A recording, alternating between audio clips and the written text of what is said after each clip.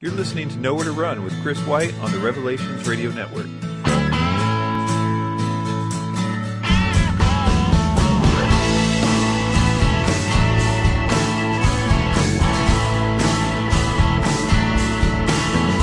Hey everybody, what's up? Welcome to Nowhere to Run. Thanks for listening. Today we've got an interview with Chris Putnam. That's C-R-I-S, Putnam. He is an apologist and author. He has a website called logosapologia.com. I'll link his website, Facebook, YouTube, email, all in the show notes of this episode of Nowhere to Run in case you want to look up more about him. But he is a great guy, a good friend, and he's also somebody that has a great testimony. So the first part of this interview is going to be his testimony, where he came from, how he got into apologetics. It's really good, uplifting, and powerful, so stick around for that. And then we talk a lot about apologetics, the state of apologetics, what's interesting, and some random things that I think a lot of you will find interesting. So it's a great show. Stick around. And here is Chris Putnam. Chris, it's an honor to be asked to be on the show. And, most of all, it's really an honor to be able to give a testimony. To have a testimony is an awesome privilege. I'm really overwhelmed at the grace of our God that he forgives and justifies sinners, like myself. And my testimony is one of a very lost sinner, for most of my life. And, I certainly don't want to glamorize any of that, but I do want to, get into some of the details, because the purpose in doing that is to show, the grace and of our God, and, that he justifies the ungodly, that while we were still sinners, Christ died for the ungodly. That really overwhelms me when I think about how much of an enemy I was of God in my mind for a long time. So I'm gonna read a quote by Augustine, and I don't particularly subscribe to all of Augustine's theology necessarily or anything, but in studying church history, the thing that impressed me the most about him was that he was a deeply flawed man. He's got a book called Confessions, and he struggled for much of his life with, I think his thing was really sex and sexual sin, but, he couldn't overcome it, and he wanted to, and he couldn't. And, finally, he appealed to the grace of God, and it was taken away from him. And that's a lot of my story, so I can really relate to him in that regard. But this quote is just a short one. It's from the Confessions. It's chapter 8. I think it's 8.10 is the way they notate it. But he says, "My will was the enemy master of." Now he means Satan. "My will was the enemy master of, and thence had made a chain for me and bound me, because of perverse will was lust made.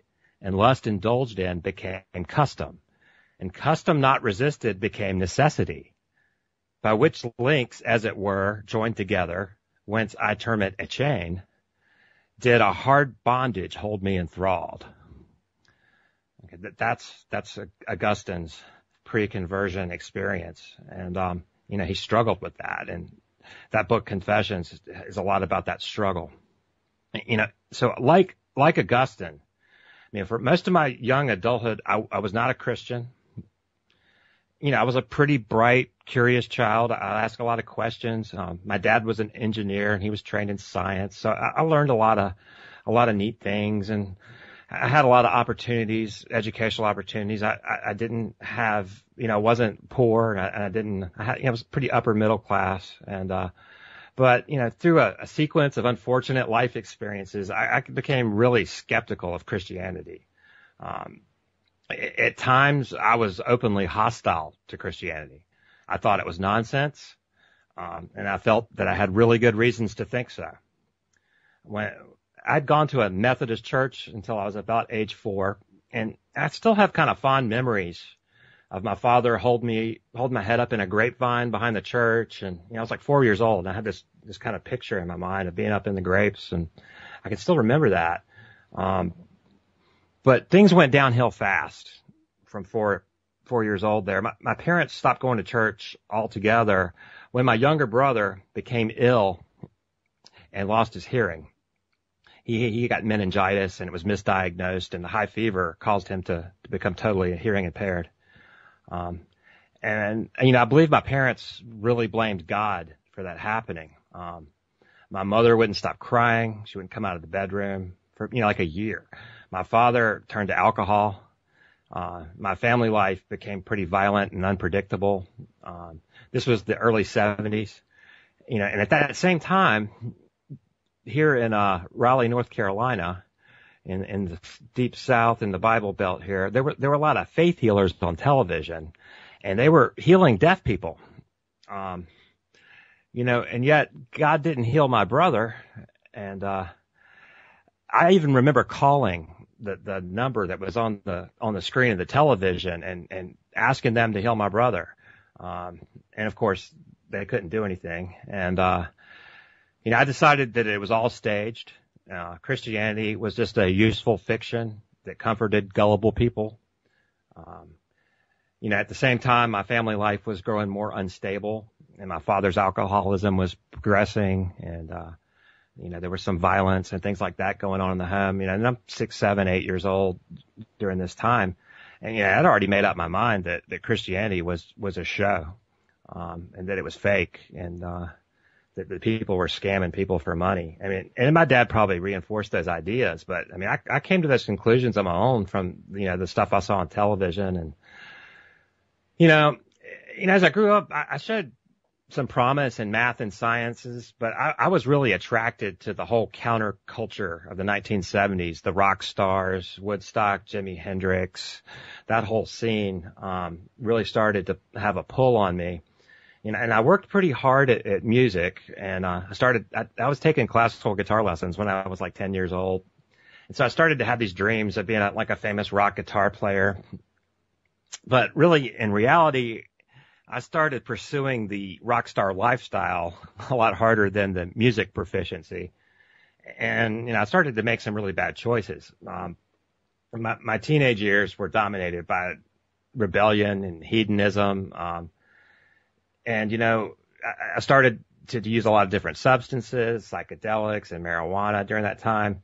That progressed as I got older. Sin rendered me empty and hopeless. And it got to be where drugs seemed to be the only source of relief, but they never lasted. As I struggled with addiction, I started getting criminal charges, DWIs, drug possession. I had a sense of right and wrong, but that really only instilled shame and depression. And then I would seek to numb that. As an adult in my 30s, I became hopelessly addicted to drugs. I was in and out of treatment centers, like 30-day programs. I probably went to 5 or 6 of those. I even lost track. I knew that I had a problem and I wanted to stop. At times, I had substantial periods of clean time, a couple years, and it always relapsed. This was extremely frustrating, and it was very humiliating. In due course, I just kind of gave up, and I kind of became suicidal, and I was at my wit's end. It just didn't seem like anything I ever did would stick. I pursued all kinds of different spiritual avenues. If you go to the recovery programs like AA and NA, they have a very pluralistic concept of God. And they do that so that their doors are open to people of all faiths and people with all different beliefs so they can get sober. And I understand why they do that. But what I found for me is that if they leave it up to me to define God, then God ends up being me. And that's not a good thing. And, if I'm God, then there's really anything goes. And, I'm not saying that the recovery program's advocating making yourself God. I'm just saying that pluralistic openness always, led me to deify myself, because I just didn't have anything objective really to base truth on. And I started, if you're pursuing kind of Eastern ideas about God and you're sitting around meditating and thinking about God, and it really just becomes whatever pops into your head. And I also believe that there was a demonic element going on there too that influenced me, because like I said, even after years of clean time, I would resort back to the same behaviors and end up even worse than I was when I started. So, that progressed. And I'm going to add another thing that, and I'm saying this mainly in case there's someone else out there that has this going on. During all that drug use, I was an IV drug user near the end, and I was using really hard drugs, and I contracted hepatitis C, which is a fatal liver disease. It doesn't kill everyone. A lot of people have it that don't know they have it, but I got it, and it can kill you. And they told me that, I already had liver damage, and the prognosis wasn't all that great. And that just kind of made me more hopeless. And I just didn't seem to care anymore, because I probably wasn't going to live another 5 years. I had friends that are in prison. I have friends that are dead, that the people that I used to run with. But so this is about the state of mind I'm in when, I had gone down. I got gone down again. I had started using. I was in bad shape. I lost most everything I had. And, they said there's an old bluegrass song that says the only two people that never gave up on me were Mama and Jesus. And, I moved back into my mom's house at like 35 and, didn't have a penny to my name. And, she had started going to this local Baptist church in town, after her and my dad split up. And, she seemed to be getting something out of it, and it was changing her life. And, I decided that I would go with her just to make her happy, since I'd moved back in the house. And I didn't expect it to be anything to it. The kind of guy I was the kind of guy that would confront the preachers on the corner and just get up and argue with them. That's the kind of person I was. I was openly opposed to a lot of Christian thinking, especially the whole thing with rock music that went on in the 80s. I would debate those guys that, talked about how rock music was demonic, and I'd love to get in confrontations with them at rock concerts and stuff, the guys that would be in the parking lot. And, but anyway, I went to my mom's church, just on a lark to make her happy. And, something extraordinary happened. The pastor, his name David Horner, he was preaching right to me as if he was reading my mind. It really felt, all right. He started asking rhetorical questions in the sermon, like, who are you to tell God that your life is no longer worth living? I remember that vividly, and God began to call me. Through this sermon, when I'm sitting in this pew, and there's like hundreds of people around me, but it's like he was looking right into me and talking to me. And I realized that I needed Jesus, but I wasn't really sure what to believe. I really didn't know anything about the Bible at that point in my life. So I went to a Sunday school class, and there was a young seminary student, and he was there, and I met him. And when I got home, he called to welcome me to the class and asked me if I had any questions. And I responded, yeah, I have a lot of questions. And, he offered to come by the house. And I was really skeptical. And, here's how hostile in my mind I was. I literally thought, here's this guy, he's probably in his third, fourth year of seminary, grew up as a Christian his whole life. And I thought that my questions and my skeptical objections would end up making him question his faith, and that he might even not be a Christian anymore after I got done with him. That's what I was thinking in my mind when he started coming over to my house, that I was going to deconvert him. And that's how arrogant and egotistical and just, opposed to God that I was in my thinking. Now, I'll tell you what though, this guy Dennis, he was in Wake Forest, which is a good 20 miles from my house. That's where the seminary is.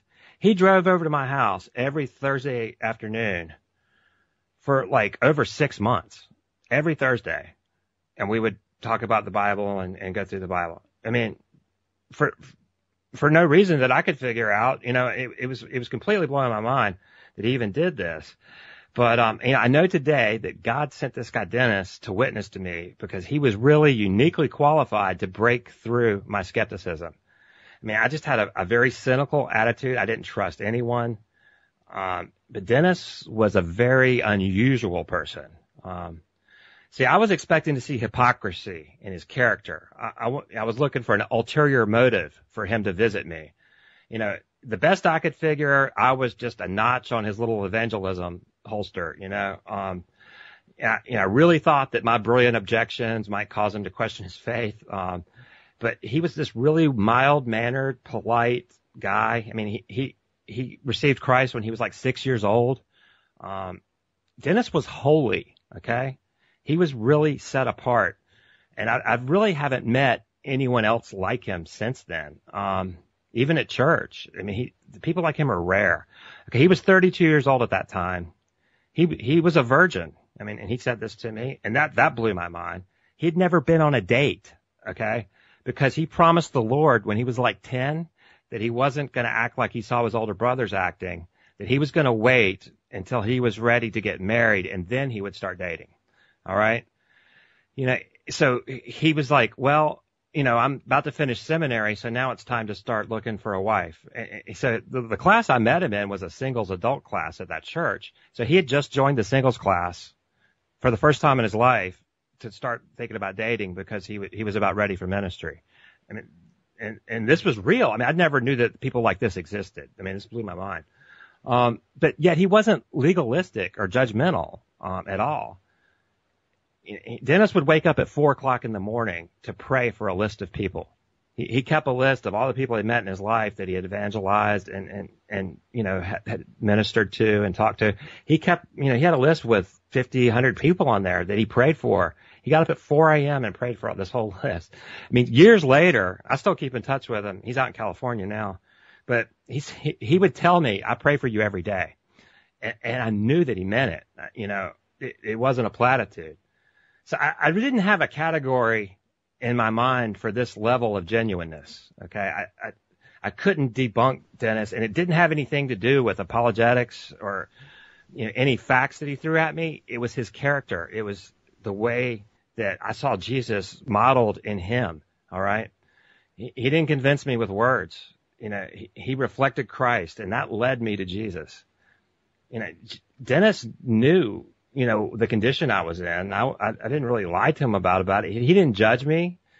He didn't judge me. I relapsed into drug use while I was knowing him a couple times, and he loved me like I was. And I told you I had this idea in my head that I might, make him question his faith and all this, but at the end it was me that was broken down. There came a point where I just started crying and told Janice that I really needed Jesus and I really wanted what he had. And, I still had a lot of questions and objections in my mind, but I was willing to set those aside and invite Christ into my life. Okay. At that time, I was still extremely depressed and sick and, I had the liver disease thing going on. But I tell you, when I asked Jesus to come into my life, that the moment that I did that, now God bless me, I don't know that he does this for everyone, but I had a sense of comfort and ease come over me that was undeniably supernatural. I mean, I felt bad. I felt, I just didn't feel good. All of a sudden, it was almost like I had done some drugs or something. I mean, literally the Holy Spirit came on me and it changed the way I felt. I had an emotional experience. And it's something that I can't forget and I can't deny. And I'm glad that the Lord gave me that. It's something that I can sort of hang on to and remember that, there was a definite moment where everything changed and I felt it. And I don't have a naturalistic explanation for it at all. I mean, there's just not one. The biggest change is that I'm a completely different person. Today, I'm completely free from the addiction and disease, and I found a wonderful Christian wife. I play in the praise band, and I even teach that singles life class where I first met Dennis, and now I teach that class. Okay, today Dennis is a pastor, and he has a wife and 3 kids. Now I'm in seminary because I want to defend the truth and help skeptics like my former self answer some of these hard questions that I thought were so difficult and insurmountable for Christianity. But, you know, it's the grace of God, and it's the love of God that compels me. And, you know, I saw that modeled in someone else's character, and that's really what convinced me. Okay. You know, I love apologetics, and that's my calling, and that's what I do, but that's not really won me over. Now, how do I know Christianity is true today? I mean, I was teaching a class just a couple of weeks ago and told this to the class.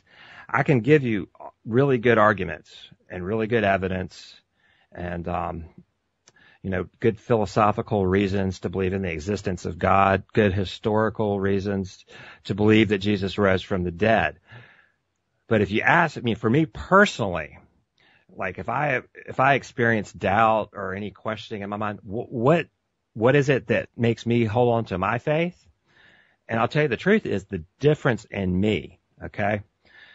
My character, the things that I value, the way I behave, the way I think, okay?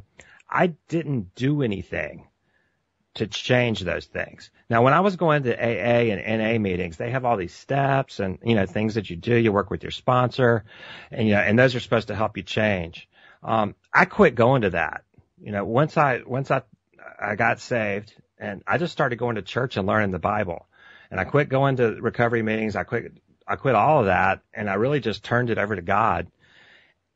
And I don't recognize myself if I look back even 5 years. The changes have been radical, and I don't think the same way. I mean, the kind of cravings and lusts that I had back then are just completely alien to me. I mean, those things disgust me. They don't tempt me. And I don't have any good reason to tell you why that happened. I didn't do anything. So when I have doubt, when I wonder, you know, if you ask, for me personally, why is Christianity true? Because it's changed who I am so much that I know that it's supernatural. I know that it's God has done it. I didn't do anything to deserve it. I mean, all I did was try to be faithful to study his word and go to church. And, you know, and half the time in the beginning, I wasn't even completely, you know, authentic in that, but it changed me. Let me talk about that, because I totally agree. That's exactly what I hold on to as well. Just that's the best evidence that I have, is the work in my heart and the changed life that I have. Could you talk a little bit about that process? I know a lot of people have questions about that sanctification process, or the time after you were saved between getting to there. You know, did it happen instantly? How did that work in your life? No, it didn't happen instantly. It was a struggle. I mean, at the beginning, I mean, like I said, there was times after I got saved that I even relapsed. And, you know, and Dennis was coming over one of those Thursday afternoons. And I remember, you know, I'd done some speed and stuff, and I literally had demons. I heard voices. I mean, I've told other people, I didn't really say it at the beginning, but I mean, when I first showed up at church, I was demonized. I mean, I have no doubt about it. I had voices telling me to do things that I really didn't even want to do. I mean, I knew that it was outside of me. It was very, evil. Okay. There were things being suggested to me that are ugly. And I didn't act on them, but, there was something pushing me, definitely. And I don't believe I was possessed, but I was definitely demonized. And I remember Dennis coming. I forgot he was coming. It was one of those Thursdays when he was coming over that afternoon. And, you know, this was, I don't remember if this was actually after I got saved or right before it, but I remember Dennis coming over and I was just crying on the deck and, you know, hearing voices and stuff. And it was like, it was bizarre. And, you know, I look back on that and it astounds me how great the grace of God that I'm here. But I mean, okay, there was that point where I converted, and I struggled. I mean, I've heard people say this little thing where, there's probably nothing that I've ever let go of that doesn't have my claw marks all over it. Okay. I mean, there was a lot of those sins and things are hard to let go of, and as I started making an effort to, I mean, the main thing to do is to confess it and pray about it. I can't, give you a 12-step program to sanctification. Okay. I don't think it's that simple, but some of those things that they do in the recovery programs do work, and a lot of them are actually based on biblical principles. So I'm not going to completely diss those things. Like some of the things in the 12 steps are actually good ideas. And, maybe I did use some of that wisdom that I picked up in those meetings. One of their steps, it says that you turn your will and life over to the care of a higher power as you understand it. Now that's that pluralism part. But I mean, if you could just get that pluralism part out and define, that you're talking to the God of the Bible, through Jesus Christ as that mediator, then I think it's a pretty sound program. Yeah. But that's really, I mean, it's an essential thing is to have the right God.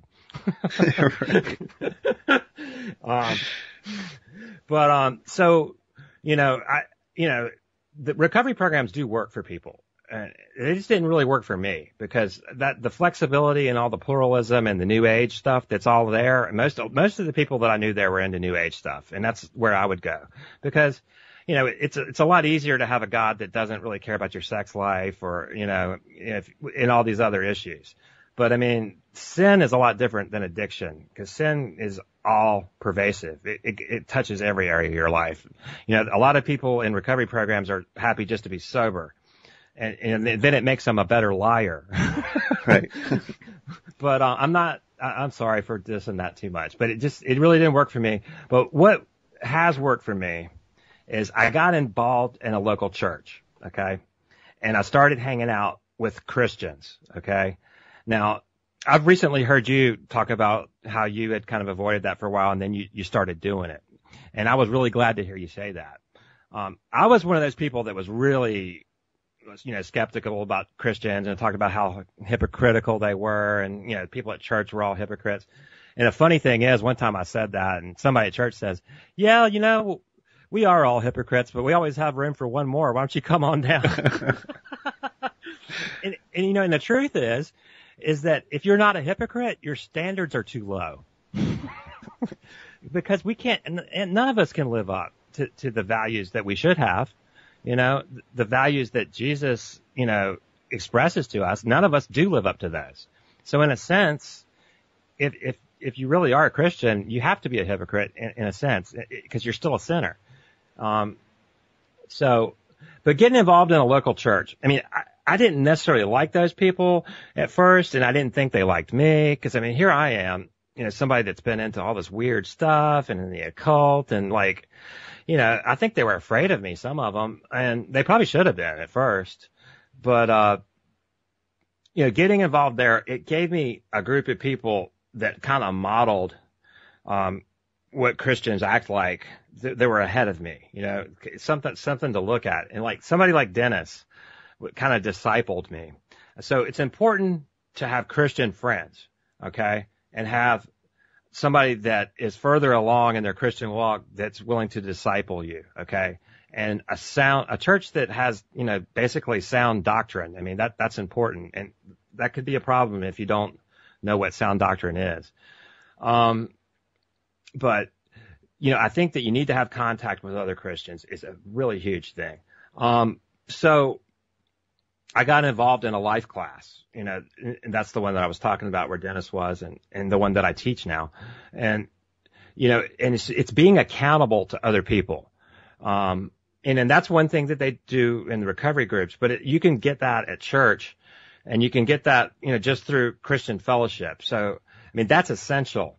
And it's learning to be able to be honest with people and to admit when you fail. I mean, the problem is if you're not accountable to anyone and you're kind of off and you're isolated on your own, you don't have anybody to confront you or to, to tell you when you're messing up. And you also don't have anybody to pray for you or to help you. And I think that I had a lot of people praying for me, that whole time. I mean, people knew what my problems were. I mean, the one thing that I probably did right, even when I showed up and I was not completely genuine, was that I did tell them where I was. I mean, I was desperate. And I think a lot of it, comes from being desperate. That God responds to someone that knows that they're lost. I mean, he opposes the proud, but he will come and meet you where you're at, no matter how far down you are. Christ came for the ungodly. He came to save sinners.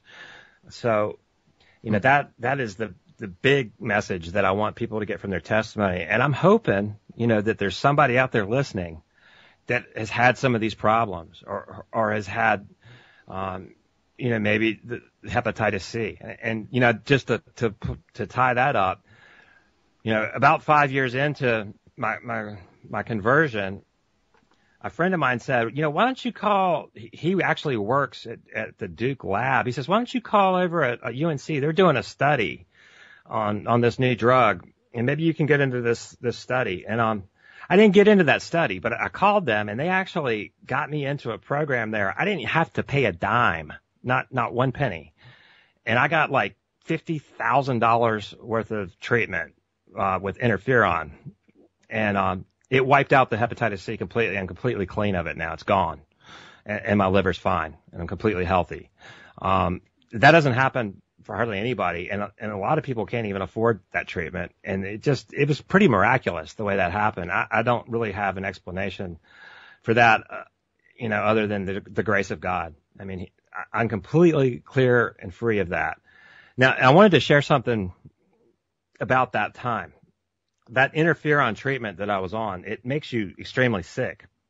It's like having the flu for 6 months. I was on it for 6 months. And this is when God really called me to ministry. And now, this is what happened is during that time, I was so sick, I couldn't really work, and I didn't have much to do. So I was on my computer all the time, and I started going to ATS. All right, and that's where I met Ashley Dickinson, that is a friend of both of ours, who had the Divine Evidence website. And I started getting involved with kind of mixing it up with the atheists at ATS. And I think you were there during that same time, right? Yeah, definitely.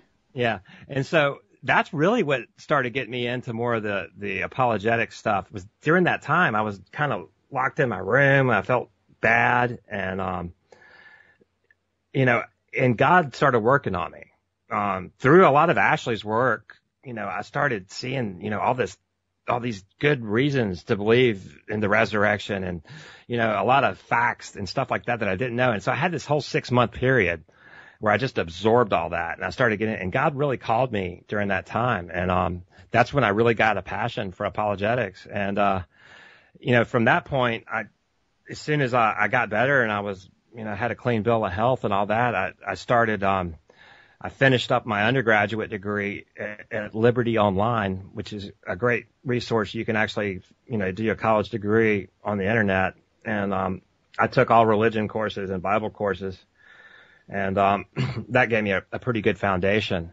And that all came, during that recovery time. So today, I think I'm gonna have a master's degree here in 3 weeks. Oh, so cool. That's been a process, but it's that all happened through that time of recovery. That's when really God started working on me with that. And I really started getting into Michael Heiser's work, and into the intellectual aspects of Christianity, and found out how intellectually rigorous that Christianity can be. I used to think, like I said, that it was nonsense, that it was for gullible people. But then I started encountering people like Dr. Heiser and William Lane Craig, and I realized that, there's very good reasons to believe it. And once you really start to comprehend the worldview, it is the worldview that makes the most sense of the reality that we see.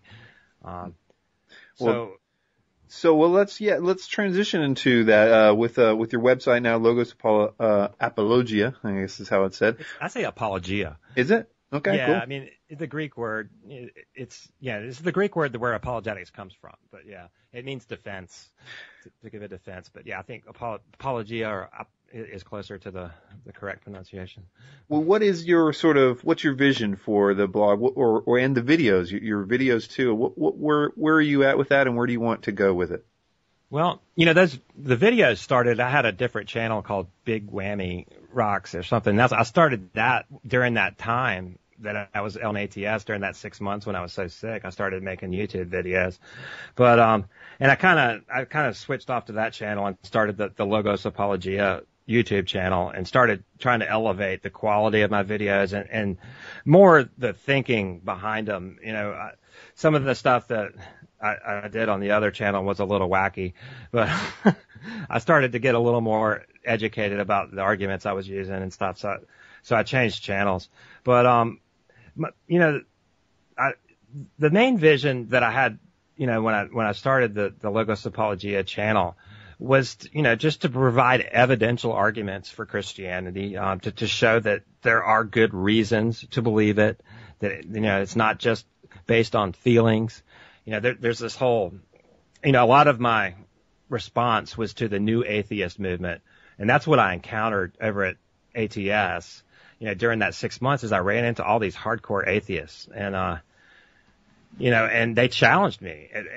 At first when that happened, I questioned my faith. I said, well, maybe, thoughts would get through my mind like, well, you were down and out and maybe maybe this just made you feel better. Maybe this is just an emotional panacea, that helped you recover. And so they made me question myself. And so I really dismantled my faith and started taking it apart and looking at why do I believe what I believe, and that's an important process, and I think that a lot of Christians maybe need to do that.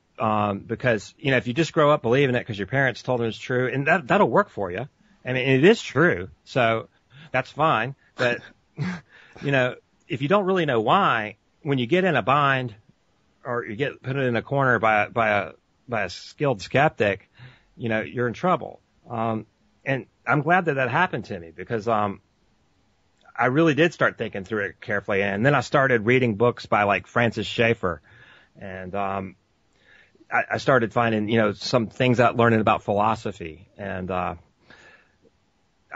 if I watched that debate with John Lennox and Richard Dawkins, and John Lennox just dismantled him. And, it was so impressive to me. And then John Lennox actually came through my town and I met him and he spoke at my church. And, here's somebody that, is a mathematician that works at Oxford University, he teaches advanced math, but he's as smart as anyone in the world. And he wholeheartedly, passionately believes Christianity. I mean, the whole threat, this whole lie that Christianity is some kind of, intellectual, suicide is just not true. And, it turns out that, I really enjoy this kind of academic stuff. I wasn't really into it in my younger life because I think I was too enamored with the rock star lifestyle and the drugs and all that drug me away from it. But I really do kind of enjoy the academic, environment and, I've been thriving in it. Yeah, you've got a lot of, on the website, there is a wide range of topics. Really, it seems like you're just hitting whatever becomes relevant to you at that time. So it's a really diverse selection of, research, projects and stuff like that. Most recently, I was happy to see a lot of stuff about hermeneutics and eisegesis as opposed to exegesis and stuff like that, which I think can be really the basis of a lot of error, both in Christian and non, and sort of cultic kind of views. So, you want to talk about that real quick? Certainly. And, one thing is that, I'm in seminary and a lot of the stuff that you see on the website is a reflection of the courses that I'm taking at the time. Okay. All right. So what I do is, I'll have to write, a post I'll have to write something and I'll just kind of modify it and turn it into a blog post. And cool. That way I kind of kill two birds with one stone. the rest of the world gets a little bit of benefit from my educational experience as well. So, that's part of it. So have you been taking a hermeneutics class as well? Hermeneutics right now. Yeah. And talk about that. I've never been, I've listened to a lot of hermeneutics classes, and I find that there's sort of like hermeneutics can be super easy, kind of like just a no-brainer in a lot of ways, but unfortunately it's not a no-brainer. But I'm sure it can get a lot more technical. Yeah. If all Christians would take a hermeneutics class, we could get rid of 90% of the heresy and cults that occur, I think. Maybe you should define it for everybody first. Yeah. Well, hermeneutics is just a big long word that it's this, interpreting the Bible is really what it means. It's the art and science of biblical interpretation, something like that. But, it really comes down to, what determines meaning in a text. Now, I think the way that I would like to communicate about this is, let's say, this thing with postmodernism and modernism, these philosophical ideas, I'm just going to lay a little groundwork. Postmodernism basically is the idea that you have your truth and I have mine, and they can both still be true, even if they're contradictions. Now, I hope that everyone sees the utter bankruptcy of that idea. It's something that's rampant in our culture, and a lot of people think that way and don't even know it. But truth is what matches reality. Okay. There is a thing called objective truth. And, Ravi Zacharias has the great little one-liner when he's talking about the people in India. They talk postmodernism. He says, but yeah, they still look both ways before they cross the street, don't they? Right. It's either the bus or you. And, nobody's a postmodernist when it comes down to something that's important to them. They might do that as a way to not take a stand on something. It's really just a way to not make a decision or to not take a stand. And people try to do that with religious ideas. Well, you have their religion and you have theirs, and they can both be true. No, they can't. They have contradictory ideas. Okay. Well, a lot of people look at the Bible and they look at, a verse in the Bible and they go, what does that say to you? Okay. What does that mean to you? And then they go to the next person. What does that mean to you? Okay. That's not legitimate. All right. The Bible has a meaning, and it's not necessarily what it means to you. All right. And the real, the core of hermeneutics is that there's an objective meaning there. Now, we're not saying that we always get it, or that any person has the sole, market on the truth, but the idea is there is a truth. It has an objective meaning. And the goal of a proper hermeneutic or exegesis is to find out what that is. Okay. And, it's a process. And, one thing that, I think it's essential that a lot of people need to think about is that we're dealing with a set of ancient documents. All right. The New Testament is 2,000 years old. The Old Testament is much older. And so we have this huge gap, in worldview and in culture and, in language between the original text and us. And people don't really quite understand the depth of that sometimes. Now, some things will translate directly to us, but some of them are buried. There's a lot of stuff that if you don't have some knowledge of history of what the first century is like, you don't really even understand what they're talking about. And it's one of those things you don't understand how much you don't know until you start to study it. And when you start to study, you find out that you don't know a lot. And that's where, a lot of people don't think that they don't see the problem because they're not even aware of the problem.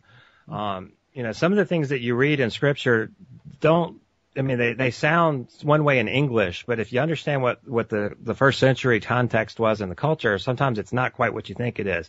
And I'm not saying that you can't just read the Bible and get something out of it. Of course you can. Of course you can. But when it gets down to fine points of doctrine and things like that, it's really important to understand the exegetical process and what this hermeneutics thing is all about. Yeah, I couldn't agree more with that. And I would say, just just as an addendum to that I think that it's almost as if that where everybody errs, where cults or aberrant sort of doctrine, it's amazing how the Bible has already taken care of that. It's already addressed that issue. It's already solved it in triplicate.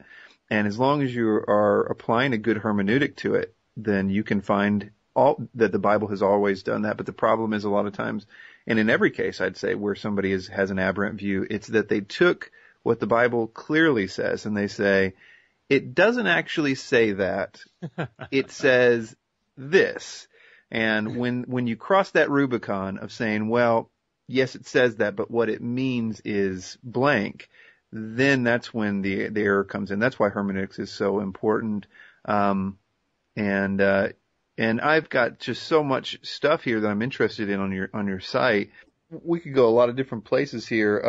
But I think we talked earlier, I could read down a list here of some different things to hit. I would like to try to hit some other things like, Stephen Hawking or the resurrection, the Jonah thing. And then I kind of want to ask some, or maybe even Bart Ehrman, and then maybe talk about some, just sort of apologetics in general, the sort of the state of apologetics. Any of those things? Let's talk about the resurrection. Okay. That's a big one. I mean, that's, if Christ has not been raised, then our faith's in vain, and we're to be pitied above all folks, right? And that's what Paul says in 1 Corinthians 15. That is the foundation of what this faith is about. I mean, the gospel is the resurrection. Would you agree? Definitely. I mean, that if you look at the 1 Corinthians chapter 15, that is where you see the most condensed version of the gospel, verses 3 through 7. That's a creed that it probably dates back to the very time of the crucifixion. And scholars have really good reasons to see that was an oral tradition that Paul included. And, we can date it back because, the language that they use, we know when 1 Corinthians was written, in the early 50s AD. And, Paul's talking about, I delivered to you what I first received. Okay. And we can figure that he received it around the time that he, around right after Galatians was written. There's some good hints in the text there. Paul probably went out in the desert for a couple of years there. And, I don't know what happened, but, a lot of people think that maybe Jesus appeared to him there and schooled him during his formative time there. We don't really know, but Paul says that he kind of escaped to the desert. And, he was missing for about 2 years of time there. And, when he came back, he had the whole Old Testament figured out as far as where Christ was in it. And he was just a powerhouse. I think Christ, that was his time in the desert. It's kind of like my time when I was on the hepatitis C treatment. It was my time in the desert. It was kind of like Moses in the mountains. It was a formative period. But so that chapter is huge. But the argument that I learned on the resurrection that I think is really powerful, and I made a video on YouTube where I challenged the skeptics to respond to 5 facts. And I learned this from Gary Habermas and Mike Licona. They have a book called The Case for the Resurrection of Jesus. And I studied that book really carefully. And basically what Gary Habermas's argument is, Gary Habermas has cataloged things that are written about the resurrection of Jesus. And he keeps a list and a bibliography, and he's literally got 20, 30,000 sources on there. He's written, every time that someone writes an article or a scholarly book or anything about the resurrection, Gary Habermas catalogs it, what they said, what their stance is on these things. And he's done that since the early 70s. So, he's got this huge list, and he's very, meticulous about doing that. What he discovered, now this is atheists, this is, skeptical scholars, evangelical scholars, but the majority of them are going to be non-believers, because most of the people that write in an academic setting are not evangelical Christians. But he discovered that if you look at what all these scholars, all these really learned people that study the text, what they believe and what they write about the resurrection, there's 5 facts that appear from that list that they all agree on, okay? And those 5 facts are that Jesus died by crucifixion. The second one is that the disciples really believed that Jesus appeared to them, okay? Not that he did, but that they believed it. Okay. The third fact is that the conversion of Paul, who was, a persecutor of the church, Paul converted. They all agree on that. The conversion of Jesus' brother James. If you read the Gospels, you'll see that Jesus' family did not believe him. They didn't believe that he was a prophet. They thought he was crazy. That's in the Gospel.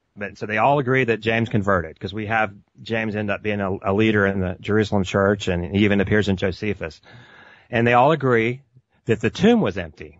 So you got these 5 facts. Jesus died. The disciples believed that he appeared to him. Paul converted. James converted.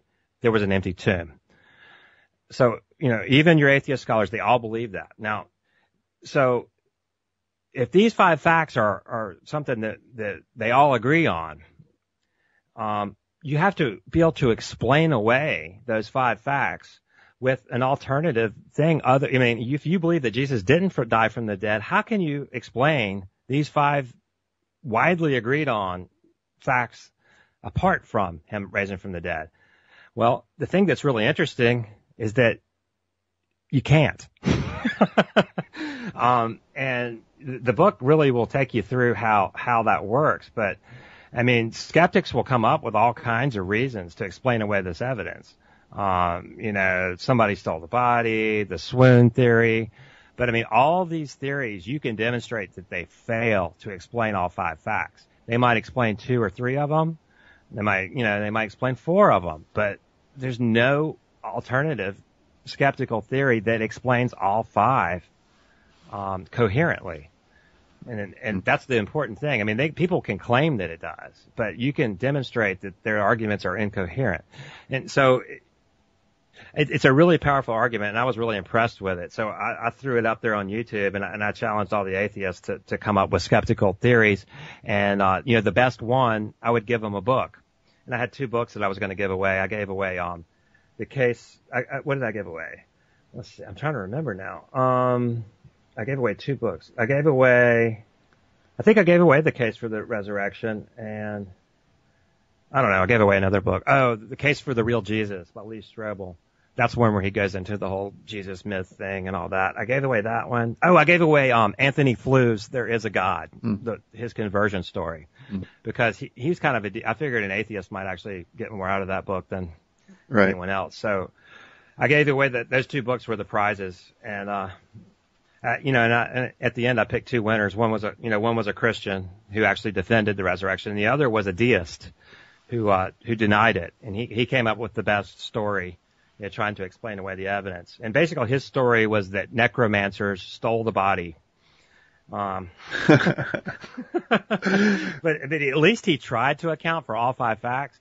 Most of the other atheists on YouTube that tried to explain it, they didn't account for all 5 facts. And so their arguments ended up being coherent. But a lot of them just kind of made fun of me, or they didn't really handle the evidence. They didn't engage the arguments at all. They just, and some people tried for the swoon theory, and a lot of it's kind of interesting because you start to see the absurdities that people will embrace to not believe. We get accused of believing absurd things, and it is pretty fantastic to believe that someone rose from the dead.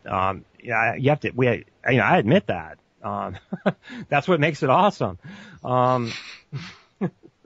But, their explanations invariably fail. And, it really increases your faith when you see that, when you see how intellectually rigorous that Christianity can be. It gives you reason to believe, and it gives you reasons to want to honor God with your life.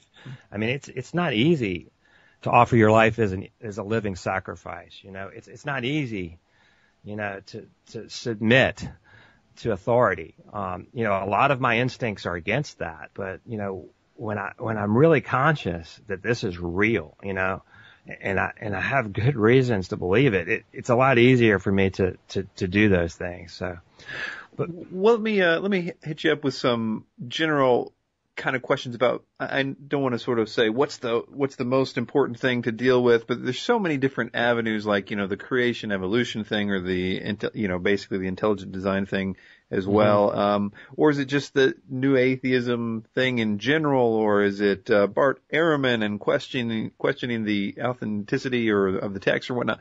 What is it? Just this perfect storm of stuff? Is that why we need to be vigilant? And what do you think that the state of apologetics, good apologetics, is today? Are we in a good position to help with some of these things?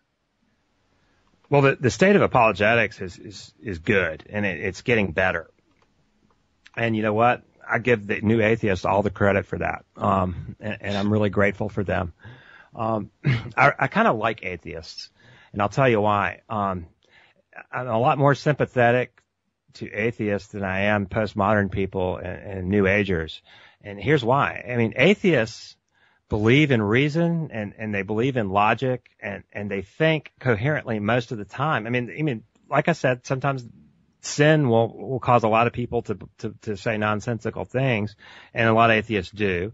But in general, they honor reason and they honor the idea of having an argument and a debate, and they will admit when something's true and false. That I can deal with that a lot better than I can deal with someone that says you have your truth and I have mine, because you can't discuss anything then. There's just no everything becomes nonsense. If you can embrace a contradiction, then there's no point in even having a discussion. So at least atheists don't intentionally do that. I mean, they don't knowingly do that. And most of them are at least trying to be intellectually honest. I've found that. I mean, I'm not saying they are, but I'm saying they try to, and they at least honor those concepts. So the atheists threw down a gauntlet, with all the God delusion and all that stuff that happened. And a lot of people have stood up, to stand in the gap. And, it's kind of created a new wave of apologetics. And a lot of Christians are studying philosophy. It's really put people like William Lane Craig into the spotlight, who's just an amazingly, brilliant person, and, a sincere Christian believer who has multiple PhDs, in theology and philosophy. And, just a world-class philosopher and thinker.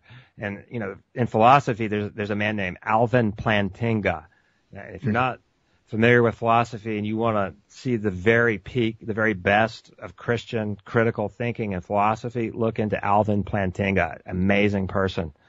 So there's a really like a renaissance in Christian apologetics, and you'll see that in its apex through those people. Now, on the popular level, you see Lee Strobel has done a lot of work to popularize apologetics. And Josh McDowell is probably one of the earlier people that started it, and there's a lot of his work that's available. I like Lee Strobel's work a lot. I read most all of his books when I was first getting into it, and it's a great place to start. And then if you start reading books by people like William Lane Craig, then it's quite a bit more advanced. His book, Reasonable Faith, is probably more on a graduate school kind of level, but he's got one now called On Guard. That's a really good book, and I think it's written more, for the layman in a popular level. There's another thing that I'm doing, and it's probably fueling a lot of the new wave of apologetics. Biola University in California, and Biola actually stands for the Bible Institute of Los Angeles. It's a really interesting school. It actually was one of the first schools that started the new wave of fundamentalism in the 1900s. Now today it's considered like this kind of cosmopolitan mecca of evangelical Christian thought, but it really was at the beginning of the fundamentalist movement at the turn of the century. It's kind of interesting. The Bible Institute of Los Angeles. But they have a world-class apologetics program there. Now, it's pretty expensive, so I didn't attend school there. I actually went to Liberty Seminary, and then I'm also going to be going to Southeastern Baptist Theological Seminary. Lot more affordable and closer to where I live. But they have an apologetic certificate at Biola. And what that is a lot of lecture audits, and anybody can sign up for that. And it's like a correspondence course. They send you like a ton of CDs and some tests and things that you take. But I'm working through that to get a certificate from Biola, and that really exposes you to a lot of the cutting edge in apologetics. People like J.P. Moreland and Craig Hazen and Greg Kokel. And those people are people that I really look up to and listen to. Greg Kokel is probably my mentor in apologetics right now. His website is Stand to Reason, and he's got a podcast and a radio show that I listen to religiously. I think a lot of Greg. He's really helped me to refine my thinking. Now, I think I kind of forgot what the first part of the question was, but something about what I think the important issues. Yeah, the important issues. You mentioned the creation, evolution, intelligent design thing, right? Right. Yep. Yeah. Well, that is where I started. I actually did. I went to school, during some of that time at the beginning of my Christian walk. I was thinking about going back to school to be an engineer. And I had a little run at doing computer science and stuff for a while. I actually did really well at NC State in the engineering. I took all the calculus and chemistry and physics and pretty much, and made really good grades and all that. But God kind of changed me into this mode that I'm in now after that. I actually started that career and changed modes and went to seminary. But, so I had a really strong science background in recent history where I took all that stuff. And, I was really interested in how to reconcile scientific truth with the Bible. That's a strong interest in mine. And the whole evolution issue was really big. That was where I camped out probably for the first 3 years of doing apologetics. And I'm an old earth creationist. I think the Big Bang is really good evidence for the God of the Bible. And I argue that way. And that's the way you'll see people like Norm Geisler and William Lane Craig. They argue from that. The cosmological argument for the existence of God, when you couple that with the scientific evidence, to me is overwhelming. I just don't understand, how you can remain an atheist when you couple those two, pieces of evidence together. Sure. And I think we were talking about Stephen Hawking a little bit before, and how the Coulomb cosmological argument sort of kind of was still is alive and kicking with Hawking's new works and stuff like that. Well, I have, if you go to my website, that's logosapologia.org, www.logosapologia.org.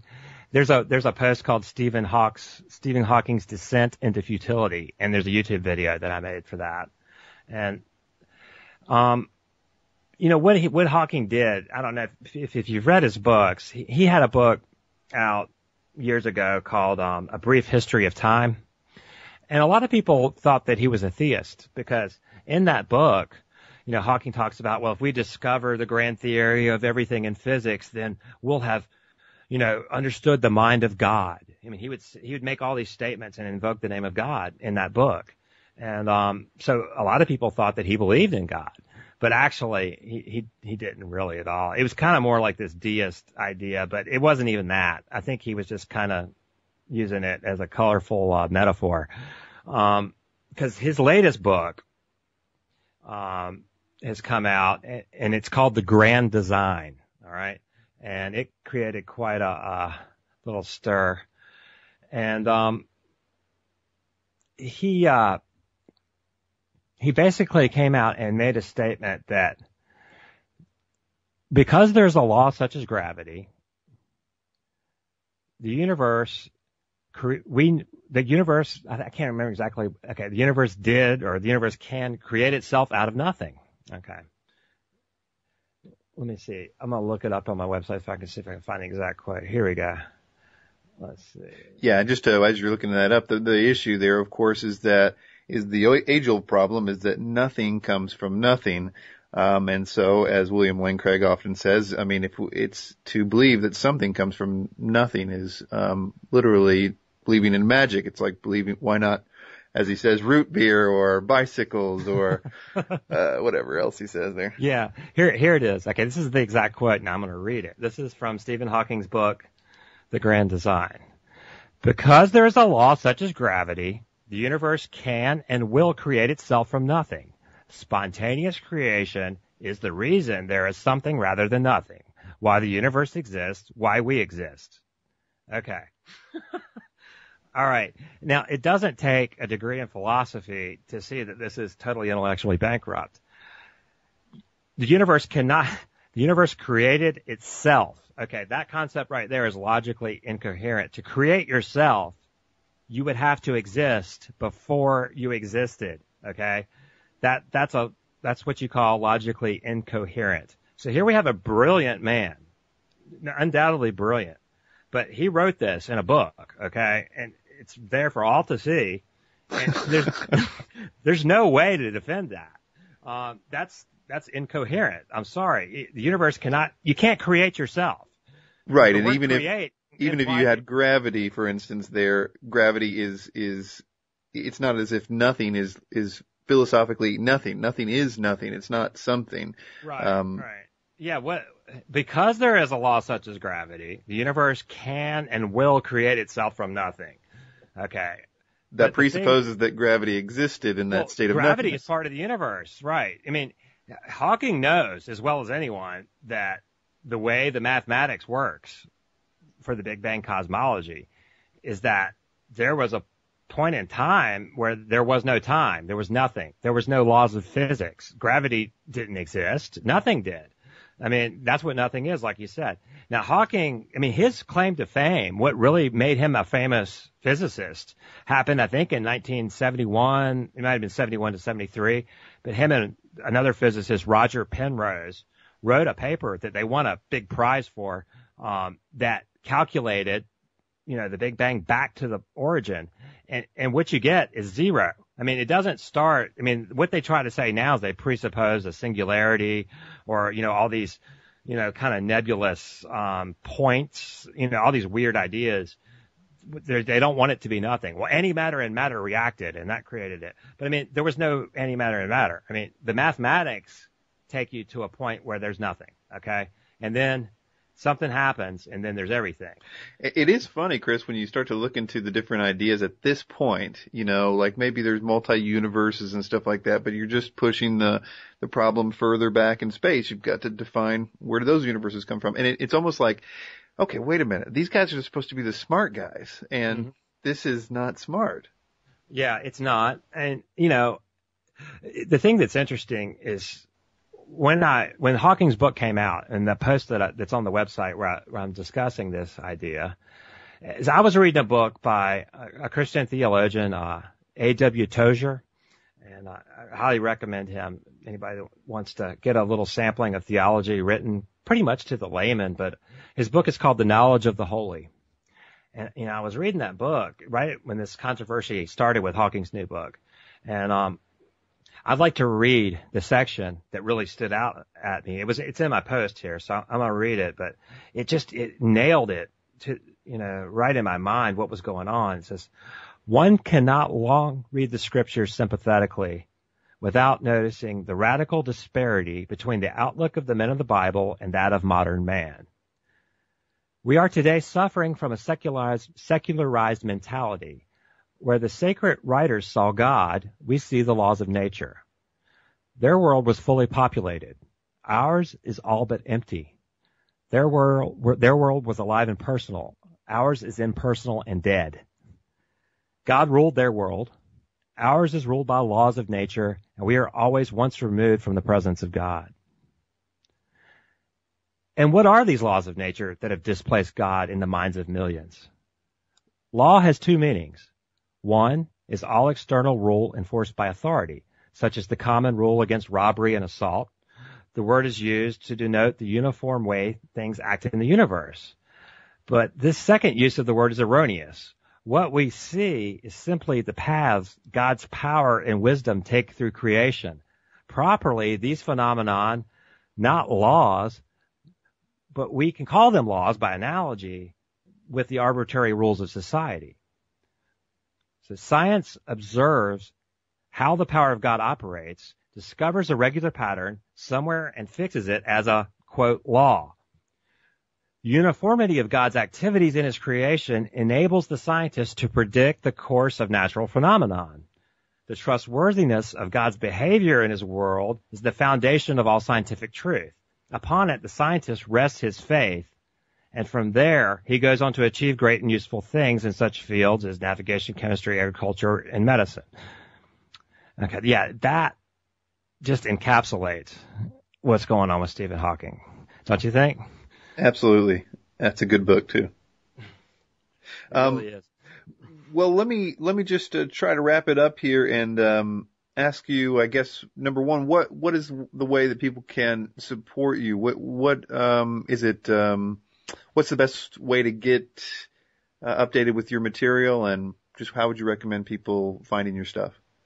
Well, I mean, the website is it. I mean, I accept anybody that friends me on Facebook. I'm just Chris Putnam on Facebook, and I have CRIS, not CH. CRIS, no H. Yeah, my mom made me weird. But yeah, I mean, I have I'll accept friend invites from anybody on there, and I haven't really done much as far as support, as far as if people wanted to donate money from me. I have a button on my website, but honestly, I don't ever really get much money, and I'm not really trying to at this point. But one thing that I would say, if you want to donate to me, there's another thing on my website, and it says $7 in Africa can feed a person for 1 month, educate 2 children for one school year, save one person's life from malaria, provide clean water. There's this thing called mochaclub.org, and I've made videos, and in lieu of ever donating me money, I ask people to sign up for this. And all it is you give them your credit card or your debit card number, and they take $7 out of your account every month. And it's called Mocha Club because that's about what you would spend on, a cup of coffees if you go to Starbucks. So for that price, and this place is very accountable. They're listed, on like the Christian Evangelical Accountability website. I mean, so you know where your money's going. They're legit.